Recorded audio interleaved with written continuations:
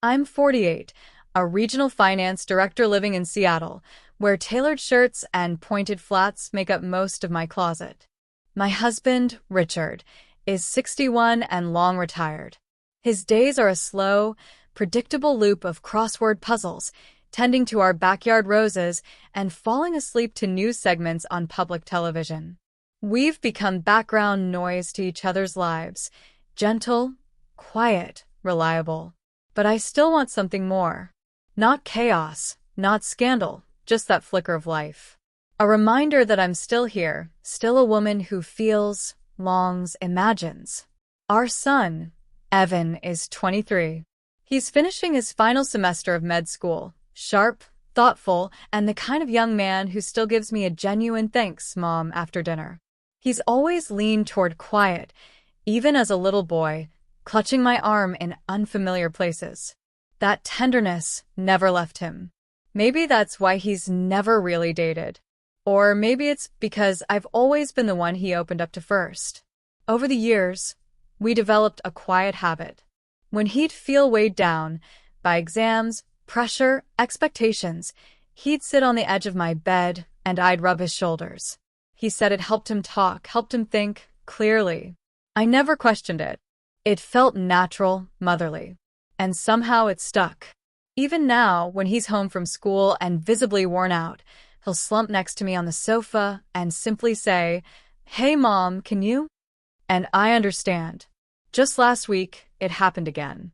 It was late. Richard had long dozed off in the bedroom, snoring softly. Evan wandered in, hair rumpled from sleep, wearing a faded tee and no shoes. He looked like he did when he was 10, and yet completely different. Something about the way he held himself had shifted, and in the way he looked at me. He sat down beside me and exhaled. "I think I blew it on my rotation," he muttered. I froze when I should have acted. I didn't respond right away. I just opened the drawer, pulled out the familiar bottle of eucalyptus oil, and motioned for him to turn around. He did. I placed my hands on his shoulders and began to press gently, deeper, into the knots of his worry. He leaned back slightly, his body easing under my hands. The faint scent of eucalyptus drifted through the room. He sighed. "You're the only person I can say these things to," he murmured. "With everyone else, I feel like I have to keep a mask on." My hand slowed, then resumed. "You can always be yourself with me. You know that." "I do," he said quietly. "That's what makes it feel so intense sometimes." I wasn't sure what he meant. Or maybe I was, but I didn't let myself fully think it. He stayed like that for a while, sitting between my knees while I worked out the tension in his muscles. And when he finally turned to look at me, his gaze didn't drift away. It stayed. And something shifted inside me. Something quiet. Something I didn't name. It was a Saturday. One of those late March days where the sun and clouds played a slow dance overhead. Richard had gone out fishing with his old military buddies, a tradition that gave him a sense of purpose and gave me a few precious hours of stillness. I planned to read, maybe clean a little, enjoy the hush of the house. But Evan appeared in the kitchen just after lunch. He wore a plain white shirt that clung to his back in a way I tried not to focus on. His hair was sleep-tousled, and he looked uncertain, like he did years ago when he lost a toy at the park. "Hey, Mom," he said, running a hand through his hair. "Can we talk?" "Sure," I said, drying my hands on a dish towel. I gestured to the dining table, but he didn't move. Not there. "Could we, sit on the couch?" That made me pause. It was always the couch when it was serious. Always. I nodded and led him to the living room, feeling my pulse skip slightly. He sat with his arms resting on his thighs, fingers interlocked, tension in his shoulders. I waited. I'd learned with Evan that the words would arrive when they were ready. He took a breath. Then another. "I need your help," he said at last. I nodded slowly. "All right." He laughed, but it was nervous. Not the usual kind of help. "Try me." He looked at me, really looked. as if he needed to be sure I'd still see him the same after. "I've never been with someone," he said softly, "in that way." The room went still. "I mean, I haven't been with a girl. Or anyone. And I'm graduating soon, and I'm scared. I don't want to look clueless when I finally meet someone." I stayed quiet. He wasn't a child, and yet, in that moment, there was something boyish about the way he said it. He wasn't asking for details. He was asking for safety, understanding, a place where the walls didn't press so tightly around his worry. "I know it's a weird thing to say," he added, eyes drifting to the side. "But you're the only one I can say it to." Before I had time to think, my hand reached out. I tilted his chin gently back toward me. His skin was warm, and the stubble on his jaw felt unfamiliar. My thumb grazed his cheek. "Oh, honey," I said softly. "There's nothing strange about wanting to be honest." He let out a shaky breath and leaned into my hand as I brushed his hair back, just like I used to when he was younger. He didn't pull away. "You've always been so gentle," he whispered. "Too gentle, probably." "You're courageous," I replied, "for saying what you're afraid of." His eyes met mine again. There was something lingering there. A hush. A pause in time. Not threatening, but too powerful to ignore. I didn't say anything else. I didn't need to. I just sat there, my hand in his hair, another resting lightly on his shoulder, holding onto the fragile space between what we were and what neither of us could name. His gaze was steady, full of something unspoken, something delicate. I could feel the quiet exhale of his breath, warm between us, as the space around us faded. No longer just a living room in Seattle, but a place suspended in time. In rolls. In memory. My palms still rested along the edge of his jaw, neither of us moving. A moment too long. Too quiet. Then I leaned forward. Not to kiss, not even truly to touch, but close enough that our foreheads hovered, almost brushing. I just wanted to be near him, this boy who was not really a boy anymore. Someone who had always been a part of my story, but who now felt like something new entirely. "You've never kissed anyone?" I asked gently, my thumb sweeping a quiet arc along the side of his face. "Just once," he admitted, almost shy. "A quick one. On the cheek. At a party senior year. It didn't mean anything." His voice wasn't ashamed, just honest, like someone who had grown used to the idea of being left behind in this part of life. "I stayed focused," he said, shrugging a little. "Books were easier, safer, and I guess I didn't want to ruin it." I gave a soft smile. "It's not something you ruin.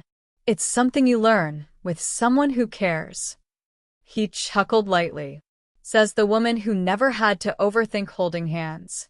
I reached for his hand, curling my fingers gently around his. "It's not about getting it perfect. It's about being present, noticing, making space for the other person." He looked at me, then really looked. There was a question in his eyes. One he hadn't spoken yet. One he was afraid to. "Could you maybe show me?" The words fell into the space between us like rain on still water. No pressure. No assumptions. Just hope. Trust. I didn't speak at first. Instead, I reached up, brushing a loose strand from his forehead. My fingers paused there, resting in his hair. "I can show you how to be present," I said softly. "Not with your lips. With your attention. Your hands. Your patience." He nodded slowly, absorbing every word. "You're not behind, Evan," I added. "You're just waiting. For the right moment. The right connection." His hand returned to mine, warm and sure. And for a while, we just sat there, close, but not touching in the ways that mattered most. And yet, something pulsed in that stillness. Not passion. Something deeper. A yearning we couldn't name out loud. Eventually, he stood, carefully, as though unsure his legs would carry the weight of this new self-awareness. I watched as he walked to the counter, where a ceramic bowl still held the last few strawberries we'd picked up earlier in the week. Their scent lingered, Sweet, ripe, grounding. He selected one, deep red and soft, and turned back to me with a kind of expression that hinted at both nerves and courage. So, if not a kiss, he said with a quiet smile, maybe something else. Something real. I tilted my head, listening. He sat back down beside me, strawberry still in hand. You said it's about presence. About how you make someone feel seen. So, can you show me? His tone wasn't playful. It was vulnerable, earnest. I reached out, touched his wrist, and took the fruit gently from his hand. All right, I said softly. Pretend this is someone's heart. Delicate, uncertain, waiting. He followed my every move. You don't rush in, I continued, lifting the berry. You explore. You take your time. You let it tell you what it needs.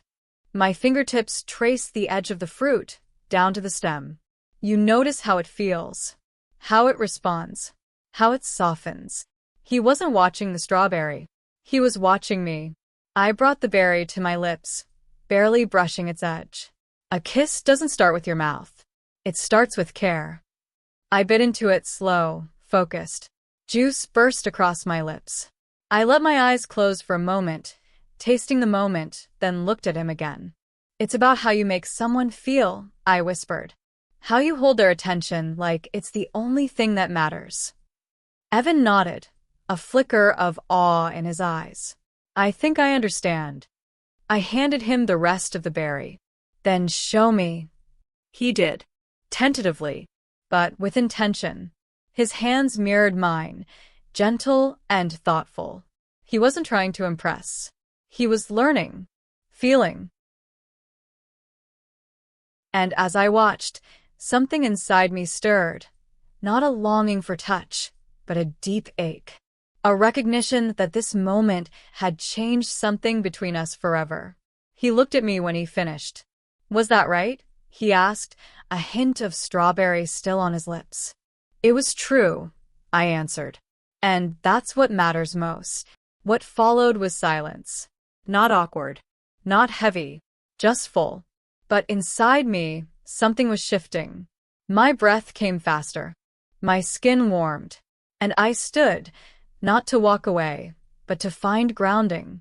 I moved to the kitchen, opened the cabinet, and poured a drink. Bourbon neat. The glass was cold in my hand, but the warmth came soon after, a slow burn that didn't quite match the fire under my skin. I leaned on the counter, my fingers gripping its edge, as though I could anchor myself back to the version of me that made sense. The mother. The composed one. The woman who did not feel this unsteady. Behind me, I heard him shift. I felt his presence, without needing to look.